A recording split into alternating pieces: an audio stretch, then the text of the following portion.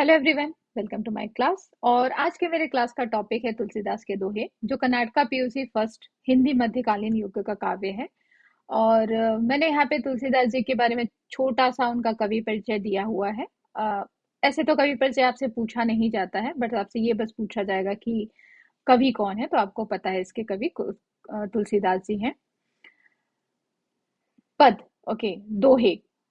मैं आपको एक चीज यहाँ पे बताना चाहती हूँ कि मैं मतलब ये जो मेरा वीडियो है आपको 15 to 20 मिनट्स में शायद ये फिनिश होगा, क्योंकि चैप्टर इसमें 10 दोहे हैं, तो मतलब 10 दोहे के हिसाब से थोड़ा टाइम लगता है, पर दोहे 2 मिनट्स लगता है। पर आपको ये है कि एक ही स्लाइड में आपको दोहे, कठिन वर्ड, मतलब जो भी इसके डिफिकल्ट शब्द हैं या डिफिकल्ट वर्ड्स हैं वो, और साथ ही साथ कैसे प्रसंग और कैसे संदर्भ आएगा और क्या उसका अर्थ आएगा, वो सारी चीजें मिलेगी। तो let's start. I hope you like my video. If you like, please subscribe me and please like my channel. So I will start, मतलब मैं स्टार्ट करती हूँ। फर्स्ट दोहा। एक भरोसा एक बल एक आस विश्वास, स्वाति सरिल रघुनाथ जस, जातक तुलसीदास। भरोसा ट्रस्ट, स्वाति सरिल स्वाति वर्ष का जल, वर्षा का जल, जस कीर्ति, चातक चातक पक्ष। अब प्रसंग क्या आएगा यहाँ पे? प्रस्तुत दोहा हमारे पाठ्य पुस्तक साहित्य वैभव के तुलसीदास के दोहे नामक ग्रह संग्रह से लिया गया। इसके रचयिता तुलसीदास जी हैं। ये प्रसंग हो गया। संदर्भ क्या हो गया यहाँ पे? यहाँ पर तुलसीदास जी का मानना है कि उनका पूरा विश्वास श्री राम पर है। ठीक है, तो अब मैं इसको एक्सप्लेन करती हूँ। एक भरोसा एक बल एक आस विश्वास। तुलसीदास जी कहते हैं कि मेरा पूरा भरोसा, एक बल मतलब मेरी साहस, मेरी ताकत, मेरा सब कुछ, एक आस, एक जो उम्मीद है, ओके, और एक विश्वास जो मेरा ट्रस्ट है, वो किसके ऊपर है? तो सिर्फ और सिर्फ भगवान राम के ऊपर है। स्वाति सरिल रघुनाथ जस। स्वाति जल मतलब एक एक नक्षत्र आता है, स्वाति एक नक्षत्र होता है, जिसमें जब वर्षा होती है तो एक चातक नाम का एक पक्षी होता है, वो उस वर्षा के जल को पीना चाहता है। वो उसकी ही जीव, मतलब वो पूरी लाइफ इसी उसमें रहता है। तो रघुनाथ जी कैसे हैं? तो स्वाति जल वर्षा का जल है, और मैं क्या हूं? तो एक चातक पक्षी हूँ। मैं पूरे जीवन उसी चीज का इंतजार कर रहा हूँ, उनके एक वर्षा के जल का। ठीक है, अर्थ क्या आएगा? जो मैंने बोला वही है। तुलसीदास जी कहते हैं कि मुझे अपने इष्ट श्री राम पर पूरा भरोसा है, एक बल है, एक आशा है, और एक ही उन्हीं पर अटूट विश्वास है। ठीक वैसे ही जैसे कि भगवान श्री गुरुनाथ जी, यदि स्वाति नक्षत्र गजल है तो तुलसीदास चातक पक्षी। बहुत सरल है ये पद। दोहा। जगते रह 36 रामचरण छह तीन, तुलसी देखो विचार हिए, है यह मधु प्रवीण। 36 मतलब क्या है? 36 नंबरिंग बता रहा है यहाँ पे। छह तीन 63, ओके। ही मतलब हृदय, मतो अभिप्राय मतलब व्हाट योर ओपिनियन, आप क्या समझते हो, किसी राय देना। प्रवीण मतलब प्रवीण होना, मतलब दक्ष होना, इट्स लाइक बोलते हैं ना कि अच्छा होना। संदर्भ क्या आएगा यहाँ पे? इस दौर में तुलसीदास जी कहते हैं कि हमें अपने संसारिक जीवन में उदासीन जैसा जीवन जीना चाहिए। संसारिक जीवन, संसारिक जीवन क्या है? जो हमारे रिलेशंस होते हैं, जो हमारा जीवन होता है, उसमें उदासीनता होनी चाहिए। उदासीनता का मतलब यू कांट से कि I love this things, okay. आपको बस इस जीवन को ऐसे ही जीना है। अगर आपने बहुत ज्यादा इसमें प्यार मोहब्बत की, बहुत ज्यादा इसमें लगाव किया इस संसार से, तो जब अंतिम समय की ओर आएगा तो आप इस संसार को छोड़ने में बहुत दिक्कत दोगे, या फिर आपका मन बहुत दुखी होगा। तो तुलसीदास जी का कहना है कि इस संसार के साथ हमारा संबंध कैसा होना चाहिए? 36 जैसा। अगर आप लिख कर देखते हो, दिख रहा है आपको, तो 36 मतलब इज ऑपोजिट, ओके। लेकिन भगवान के साथ या प्रेम बोलते हैं ना, भगवान से प्रेम के साथ हमारा कैसा संबंध होता है? तो 63 मतलब हमें पूरे अपने संसारिक जीवन में, संसारिक जो चीजें हैं, जो भौतिक चीजें, उनसे 36 जैसा जीवन जीना चाहिए, मतलब अपोजिट। आ गया तो ठीक है, कोई दिक्कत नहीं है। लेकिन जो प्रीति है हमारी, जो प्यार है हमारा, वो किसके साथ होना चाहिए? हमारा भगवान के साथ। और वो कैसा होना चाहिए? तो 63 के हिसाब से। ठीक है, इसका अभिप्राय है कि संसार में रहते हुए मनुष्य को संसार के प्रति उदासीनता दिखानी चाहिए और परमात्मा के प्रति हमेशा प्रेम प्रकट करना चाहिए। मतलब हमें अपने पूरे जीवन में भगवान को हमेशा याद करते रहना चाहिए। थर्ड दोहा। तुलसी संत सूब रहु तरु, फूली फले ही पर हेत, हितेत हे पाहन हनत, उतेत वे फल देत। सुबह सुहब तरु फल से भरा हुआ आम का वृक्ष, पर हेत दूसरों के लिए, इतेत जितने, हनंत मारने से, उतित उतने ही, पाहन मतलब पत्थर। ठीक है, तुलसीदास जी कहते हैं कि संत हमेशा समाज और लोगों का उपकार करते हैं। संत मतलब कौन होता है? वो लोग जो अपने अपने पूरे जीवन में अपने परिवार को छोड़ देते हैं, अपने इष्ट सबको छोड़ देते हैं, जो भी उनके प्रेम होता है, जो भी उनका पारिवारिक जीवन होता है, सो सबको छोड़, वो कुछ ऐसा काम करते हैं जो समाज के लिए अच्छा, और उसका कंपेयर यहाँ पे किससे किया गया है, तो आम के पेड़ से। ठीक है, ऐसा आम का पेड़ जो पूरे फल से भरा हुआ है। अब आपके सामने अगर कोई आम का पेड़ है तो आप क्या करोगे, उसमें पत्थर मारोगे। आप जितना पत्थर मारोगे आप उतना ही आम कलेक्ट कर सकते हो, आप उतना ही आम पा सकते हो। लेकिन आम का पेड़ आपको फल देने से मना नहीं करेगा। बस वही चीज है, तुलसीदास जी कहते हैं कि संत पुरुष उस आम के वृक्ष के की भांति होते थे, कंपेयर। ओके, जो आम का वृक्ष दूसरों का उपकार करने के लिए फलता फूलता है, लोग धरती से उसकी ओर पत्थर फेंकते हैं और आम का फल उन्हें प्राप्त होता है। ठीक है, उसी प्रकार संतों का चाहे जितना भी अपमान किया क्यों ना जाए, पर वे हम लोगों पर उपकार ही करते हैं। आप चाहे उनका कितना भी इंसल्ट क्यों ना करो, आप क्यों क्यों ना आप उनके बारे में कुछ भी बोलो, पर वो ऐसे ही कार्य करेंगे जो समाज के लिए जरूरी होता है। ठीक है। फोर्थ, तुलसी काया खेत है, मनसा भया किसान, पाप पुण्य दो बीज है, भुवे सो लुए निदान, काया शरीर बॉडी, भयो होता है, दो दोनों मतलब दोनों के लिए, निदान अंत में। तुलसीदास जी इस दोहे से क्या कहना चाहते हैं कि मनुष्य जैसे मन में बीज बोता है वैसे ही फल प्राप्त होता है। ठीक है, तुलसी काया खेत है, तुलसी जी के अनुसार ये जो हमारा शरीर है वो खेत के समान है। ठीक है, मनसा भयो किसान, और ये जो किसान है ना, वो बोलते हैं ना कि हमारा मन है। ओके, पाप पुण्य दो बीज है, इस संसार में पाप पुण्य दो प्रकार के बीज है, अच्छा बुरा, पाप पुण्य, सही गलत, आप कुछ भी ले सकते हो। बीज मतलब होता है सीड्स। भुवे सो लुए निदान, आप जैसे चीज बोगे अपने मन में, क्योंकि किसान क्या है, आपका मन है, शरीर क्या है, एज अ खेत है। आप जिस तरीके का चीज यहाँ पे शरीर में बोओगे, जैसे आप अपने मन में ख्याल रखोगे, जैसे आप अपने मन में थिंकिंग रखोगे, वही चीज आपके खेत में आएगी, मतलब वही चीज आपको काया के रूप में मिलेगी। ठीक है, मैं इसको आज के हिसाब से ये कह सकती हूँ, आप जितने अपने मन से दुखी रहोगे, आप जितने मन से अपने परेशान रहोगे, आपका शरीर उतना ही निस्थिल होता जाएगा। आप बोलते हैं ना कि आपके शरीर में ताकत नहीं रहेगी, आप शरीर से कमजोर दिखोगे। वहीं आप खुश रहोगे, जो है जैसा है उसको एक्सेप्ट करोगे, तो आप बोलते हैं ना आपका शरीर में भी उसका फर्क कम पड़ेगा। तो किसान क्या है, मन है, मन को खुश रखने की बात कही गई है, मन को अच्छा रखने की बात कही गई है। काया किसे कहा है, खेत, जैसे आप बीज बोओगे वही चीज मिलेगा। एग्जाम्पल और मैं दे सकती हूँ, अगर आपको आम खाना है, ओके, तो आम का, अगर आपको आम खाना है तो आपको पेड़ आम का लगाना पड़ेगा, और आम का पेड़ लगाना है तो आम की सीड डालनी पड़ेगी। आपने आम का सीड तो डाला ही नहीं है, वहां पे वाटरमेलन का सीड डाला और आप सोचते हो कि कल के दिन आम का पेड़, इज नॉट पॉसिबल। ओके, अर्थ क्या है, तुलसीदास जी कहते हैं कि हमारा शरीर एक खेत है और मन किसान है, तथा पाप व पुण्य दोनों बीज है। ठीक है, इस प्रकार खेत में जिस प्रकार का बीज बोकर खेती होती है वैसी फसल प्राप्त होती है, उसी प्रकार शरीर रूपी खेत में मन रूपी किसान पाप पुण्य दोनों के बीज डालता है।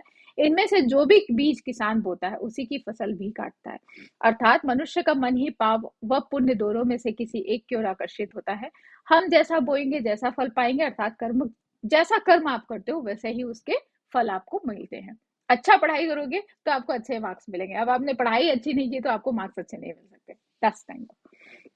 फिफ्थ दुआ, मधुर वचन ते जात जात मिटे, उत्तम जन अभिमान, तनक सीत जल सो मिटे, जैसे दूध उफान। जात मिटे, मिट जाना, इरेज हो जाना, हट जाना, बोलते हैं ना किसी भी चीज का नामो निशान हट जाना। अभिमान, अहंकार, प्राउड, गर्व। ओके, तनक, थोड़ा, लेस। शीत जल सो, ठंडा पानी, कोल्ड वाटर, उफान, उबारना, मतलब आपने देखा होगा जब मिल्क बॉईल होता है, राइट, तो कैसे ऊपर की तरफ आता है, क्योंकि वो बॉइलिंग में रहता है। आपने जरा सा उसमें पानी, ठंडा पानी डाल दोगे वो नीचे की तरफ चला जाना रहता है, बस वही चीज कहा है। मधुर वचन ते जात मिटे, उत्तम जन अभिमान। अगर आप मधुर वाणी की बात करते हो, आप आपस में अच्छे बातों का, अच्छी शब्दों का चयन करते हो, तो क्या होगा, सामने वाले का जो अहंकार है, सामने वाले का जो गर्व है, वो अपने आप शांत हो जाएगा। किस तरीके से, जैसे दूध जब उफनता है और आपने उसमें थोड़ा सा ठंडे पानी का शीतल जल को अगर आपने छींट दिया, तो वो क्या हो जाएगा, नीचे की तरफ बैठ जाएगा। संदर्भ क्या है, तुलसीदास जी कहते हैं कि हमें मीठी वाणी का उपयोग करना चाहिए, इससे और लोगों का अभिमान मिट जाता है। हमें बोलते ना अच्छे शब्दों का चयन करना चाहिए, अच्छी बातें बोलनी चाहिए। तुलसीदास जी कहते हैं मधुर वचनों से या मीठी वाणी से अच्छे लोगों का अभिमान मिट जाता है। जैसे कि उफनते हुए गर्म दूध में थोड़ा सा शीतल जल डाल दे तो वह शांत हो जाएगा, अर्थात उठने का नहीं, इस प्रकार मधुर वचन कला। मैंने मैं हमेशा ये चीज करती हूँ कि जो शब्द मैं आपको यहाँ पे देती हूँ उन्हीं शब्दों का उपयोग करके आपको डिस्क्राइब करती हूँ, ताकि आपको समझ में आए और आप अपने मन से उसके आंसर्स लिख सको। गोधन गजधन वाजीधन रतन धन खान, अब आवत संतोष धन, सब धन धूरी समान। वाजी घोड़ा, हॉर्स, धूरी धूल मतलब डस्ट और मिट्टी कह सकते हो, आवत आना इज कमिंग, ओके। रतन, रत्न मतलब होता है बहुमूल्य पत्थर, स्टोन जिसको कहा गया है, जैसे हीरे मोती जवाहर, लाइक दैट। तुलसी जी के अनुसार जीवन में संतोष ही सबसे बड़ा संपत्ति, संतोष होना मतलब सेटिस्फेक्शन, ओके, जो कि आज के समय में किसी के पास नहीं है। जब तुलसीदास जी ने एक दोहा लिखा था, तब प्रॉपर्टी किसे माना जाता था, धन किसको कहा जाता था, संपत्ति किसे का, आपके पास कितनी गाय है, आपके पास कितने हाथी हैं, आपके पास कितने घोड़े हैं, आपके पास कितने जवाहरात हैं, राइट। तो उन सारी चीजों को लिया है। तुलसी जी कहते हैं कि मनुष्य के पास भले ही बहुत सारे गाय हो, गज हो, हाथी हो, घोड़ा हो, सब कुछ है, लेकिन अगर उसके मन में संतुष्टि नहीं है, संतोष धन, जब आवत संतोष धन, सब धन धूरी समान। अगर आपके मन में संतोष नहीं है, सेटिस्फेक्शन नहीं है, आपका ये सारा जो सामान है ना, वो एक मिट्टी के समान है, क्योंकि आप हमेशा दुखी हो, मुझे और चाहिए, I need more, I need more, I need this, I need that. और आप जो है उसको भी जी नहीं पाते हो, आप उसको भी यूज नहीं कर पाते, और ऐसे करते करते एक दिन आता है कि आप मर जाते हो। तो सब कुछ होने के बाद भी अगर आपने उसका उपयोग नहीं किया, आपके मन में संतोष नहीं रहा, तो ये सारी चीजें क्या है, तो मिट्टी के समान हो गई, कोई मतलब की नहीं है, ठीक है। तो क्या बताया इस दोहे से, संतोष होना मतलब सेटिस्फैक्शन होना, जो भी है आपके पास, खुश रहना। काम क्रोध मद लोभ ही, जो लो मन में खान, तौ लो पंडित मूर्खो तुलसी एक समान। जो लो जब तक, तौ लो तब तक, मूर्खो मूर्ख मतलब फुलिश, फुल जिसको कहा है। क्या कहना चाह रहे हैं तुलसीदास जी, कहते हैं मनुष्य को काम क्रोध घमंड तथा लोभ नहीं करना चाहिए, ऐसा मनुष्य ज्ञानी नहीं मूर्ख होता है।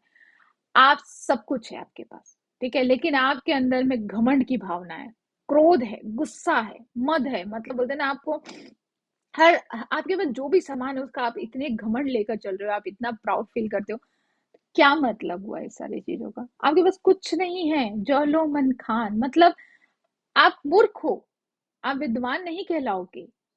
तौलो पंडित मूर्ख हो तुलसी एक समान मतलब जिस व्यक्ति के पास काम क्रोध मद लोभ हो, जिसके मन में और ज्यादा और लोगों के प्रति ईर्ष्या भरी हो, वो कभी भी सुखी नहीं रह सकता, और आप उनको ज्ञानी नहीं कह सकते, आप उनको क्या कहोगे, मूर्ख कहोगे, ठीक है।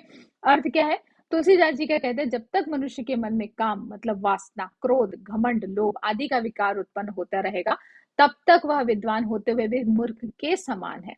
इसलिए मनुष्य को काम क्रोध मद तथा लोभ शीघ्र ही त्याग देना चाहिए, ताकि आप एक प्रकार से मनुष्य बन सको, ठीक है। Go head the four eight one. आवत ही हर से नहीं, नैनन नहीं स्नेह, तुलसी तहा न जाइए कंचन बरसे में। हर्ष होना मतलब खुश होना, हैप्पी। नैनन आंखों में, नैनों में मतलब अगर आपको किसी को देखकर आप ब्लश करने लग जाते हो, लाइक दैट। आवत ही आते रहना, कंचन मतलब सोना गोल्ड, मेह मतलब बादल क्लाउड। तुलसी जी के अनुसार संदर्भ, तुलसी जी के अनुसार अगर आपको देखकर किसी व्यक्ति को खुशी नहीं मिलती, तो ऐसे व्यक्ति के घर नहीं जाना चाहिए। मतलब आवत ही हर से नहीं, आप किसी के घर गए, आप किसी से मिलने गए, और आपको देखकर वो सामने वाले के मन में कोई खुशी नहीं है, हैप्पीनेस नहीं है, और उसकी आंखों में आपके प्रति कोई प्यार नहीं है, कोई स्नेह नहीं है, कोई प्रेम नहीं है, तो तुलसी तहा ना जाइए कंचन बरसे नहीं। तो तुलसी जी ऐसे क्यों जा रहे हो आप ऐसे लोगों के घर में, जो आपको देख के ना तो खुश हो रहे हैं, ना उनके मन में आपके प्रति कोई प्यार आ रहा है, ना उनकी आंखों में कोई स्नेह दिख रहा है। चाहे उनके घर में कंचन क्यों ना बरसता हो, मतलब चाहे उनके यहाँ सोने की बारिश क्यों ना हो रही हो, मत जाओ ऐसे लोगों के यहाँ जिनसे आपको प्यार नहीं, जिनको आपसे प्यार नहीं, ठीक है। और तुलसी जी कहते हैं कि यदि किसी के घर जाने पर वह प्रसन्न नहीं होता, उनके नेत्रों में स्नेह नहीं छलकता, तो उसके घर में कभी नहीं जाना चाहिए, भले ही वहां सोने की वर्षा क्यों ना हो रही हो। अर्थात कोई व्यक्ति कितना भी बड़ा आदमी क्यों ना हो, उसके घर जाने पर अतिथि सत्कार नहीं होता तो वहां नहीं जाए। आपने देखा होगा जितने बड़े बड़े लोग रहते हैं, अगर उनके घर में आप जाते हो तो आपकी कोई कद्र नहीं होती, तो बेटर है कि आप मत जाइए, ऐसा है। तुलसी कबहु न त्यागिए अपने कुल की रीति, लायक ही सुख कीजिए ब्याह बरे अरु प्रीति। त्यागिए त्याग करना, छोड़ देना, ओके। कबहु कभी, लायक उपयुक्त, ठीक, राइट, राइट पर्सन कह सकते हो, ब्याह शादी मैरिज, बैरी दुश्मनी एनिमी, प्रीति प्यार प्रेम। तुलसी कबहु न त्यागे, एक मिनट, संदर्भ, तुलसीदास कहते हैं कि हमें अपने घर की रीति रिवाजों का पालन करना चाहिए और प्यार उसी से करें जो लायक हो। आपको संदर्भ सबके समझ में आ गया होगा। तुलसी जी का मानना है कि जिस घर में आप पैदा हुए हो, जिस घर में आप रह रहे हो, उसके कुछ रीति रिवाज होते हैं, उसकी कुल कुल का कोई मान सम्मान होता है। अगर आप अपने कुल की रीति का मान सम्मान नहीं कर सकते हो तो बेकार। आपको हमेशा अपने कुल की रीति, आपके माँ बाप का सम्मान, आप जिस घर में पैदा हुए उसका मान सम्मान आपको रखना चाहिए। लायक के ही सो कीजिए ब्याह बरु और पीती। जो जिस लायक रहता है ना, आपको उसी के साथ वैसा ही काम करना चाहिए। या आपके लायक जैसा कोई है तो उसी के साथ आपको ब्याह करना चाहिए, मतलब शादी करो। बैर मतलब दुश्मनी, और अरु प्रीति प्रेम, मतलब अगर आपने किसी के साथ शादी और दुश्मनी और प्रेम किया और वो आपके लायक नहीं है तो मत करिए। जैसा साजन वैसा भोजन। ओके, आपके लायक अगर कोई नहीं है तो आप शादी ब्याह मत करिए। अर्थ, तुलसी जी कहते हैं कि अपने कुल की रीति को या परंपरा को कभी भी त्यागना नहीं चाहिए। कहा गया है कि जो योग्य हो अथवा लायक हो उसी से विवाह रचाया जाना चाहिए। बैर भी सोच समझकर उसके लायक से ही करना चाहिए तथा लायक से ही प्रीति करनी चाहिए। दुश्मनी भी ऐसे इंसान से करो ना जिससे आप निभा पाओ, राइट। प्यार भी ऐसे व्यक्ति से करो ना जो आपके प्यार की कद्र करे। आपने प्यार तो ऐसे व्यक्ति से कर लिया जिसको पता भी नहीं कि आप उससे प्यार करते हो और वो उसको कभी निभा नहीं सकते, तो ऐसा प्रेम क्यों करना है आपको, है ना। बस वही चीज है। बिना तेज के पुरुष की अवश्य अवज्ञा होए, आगे बुझे ज्यों राख को अपहु आपू छुए सब कोई। तेज, स्वाभिमान, आपका बोलते हैं ना कि आपका खुद का सेल्फ रिस्पेक्ट जो कहलाता है। अवश्य, अवश्य, नीडेड, ओके। अवाज्ञा, अनादर करना, अपमान करना। संदर्भ क्या है? तुलसीदास जी कहते हैं मनुष्य को अपना स्वाभिमान बनाए रखना चाहिए, नहीं तो कोई भी आपका अपमान कर सकता है। अब इसको सीधे शब्दों में समझिए। बिना तेज के पुरुष की अवश्य अवज्ञा हो। जिस इंसान का खुद का स्वाभिमान नहीं होता है ना, उसको हर कोई लताड़ के चला जाता है या उसको हर कोई उसकी बेइज्जती करके चला जाता है। ठीक है। आ गई बुझे ज्यों राख को आपहु छुए सब कोई। जिस प्रकार एक जलती हुई आग को कोई नहीं छू सकता, तो तेज क्या है, आपका स्वाभिमान क्या है, जलती हुई आग के समान है। अगर आपके पास ये स्वाभिमान नहीं है तो आप क्या हो गए हो, राख हो गए हो। राख मतलब क्या होता है, जो जलती हुई राख जब बुझ जाती है तो ऐश पड़ी होती है, दैट कॉल्ड द राख। ओके, तो राख तो ठंडी हो चुकी है, उसकी कोई कीमत नहीं होती है, राइट। तो उसको क्या करते हैं लोग, उसको कुचल के चले जाते हैं, रौंद के चले जाते हैं। कबीर जी का तुलसी जी का कहना है कि हमेशा अपने स्वाभिमान की रक्षा करनी चाहिए, अपनी तेज की कीर्ति की रक्षा करनी चाहिए। अगर आपने नहीं की तो ये संसार आपको राख के समान समझेगा और राख को कोई भी कुचल के जा सकता है। बहुत सीधा सा आंसर है।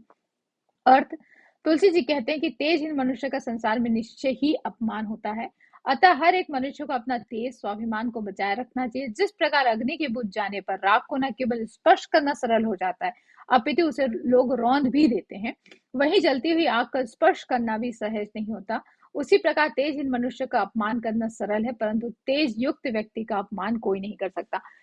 इस दोहे में आपको अपना मान सम्मान स्वाभिमान बचा कर रखना चाहिए। अगर आपके खुद का मान सम्मान नहीं है तो कोई आपका मान सम्मान नहीं करेगा, फिर वो आपकी कहीं पे भी बेइज्जती करेगा, वो आपको कहीं पे भी बोलते हैं ना कि इंसल्ट करेगा। तो बेटर है कि आपको अपना मान सम्मान बचा कर रखना चाहिए। सारे दोहे मैंने कर दिए हैं और I hope you all understand. सारा डॉक्यूमेंट है यहाँ पर, तो थैंक यू सो मच।